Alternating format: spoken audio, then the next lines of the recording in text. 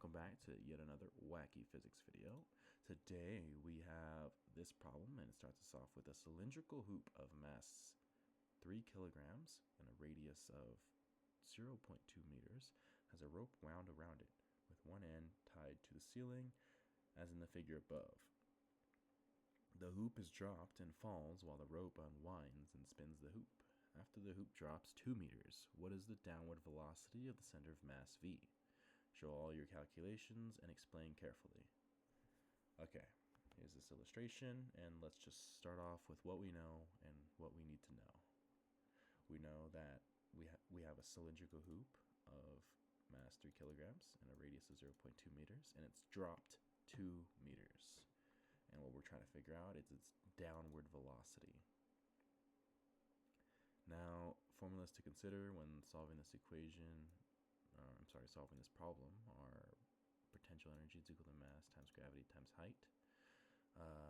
Kinetic rotational energy is equal to 1/2 I rho squared, rotational velocity squared, and K translational is equal to 1/2 mv squared. Velocity is equal to omega times radius, and the change in energy, which is going to be equal to 0, is equal to potential energy final plus kinetic energy final minus potential energy initial minus kinetic energy initial. And with that, we can get right into the problem. So, to start us off, we write out our system equation that we have, which is, or our change in energy equation that we have. Our change in energy is going to be 0. Our potential energy final is going to be 0, because if we assume our reference point as where it ends up, then it's going to start with potential energy and lose it all. And it's going to all translate into kinetic energy. So our final potential energy is going to be 0, but all our energy is going to be stored in this kinetic energy variable, which is going to be split up into rotational and translational. And we're going to take away from the system the potential energy initial, which is this guy, mgh, minus kinetic energy initial, and it's 0 because this hoop is not rotating or moving when it starts off.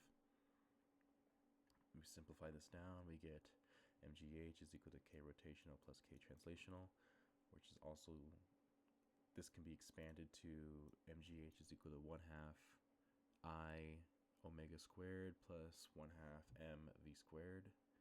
We know that velocity is equal to omega times radius, which we can solve for omega by saying that omega is equal to velocity over radius. God, that was a terrible way of saying that.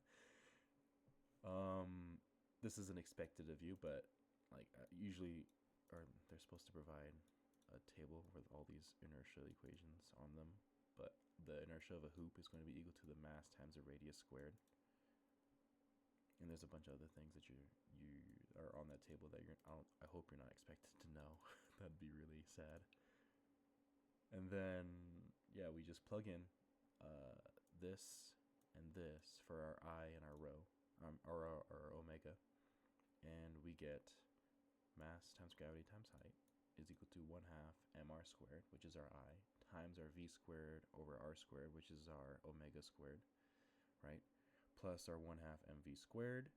We solve for v, and we get that this all simplifies down to gravity times height is equal to velocity squared, or rather, velocity is equal to the square root of the gravity times height.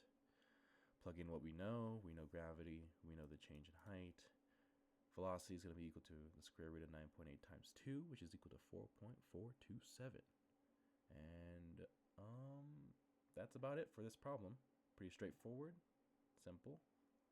If you learned anything from this video, make sure to like, favorite, and subscribe, and I will see you in the next wacky physics video. Thank you.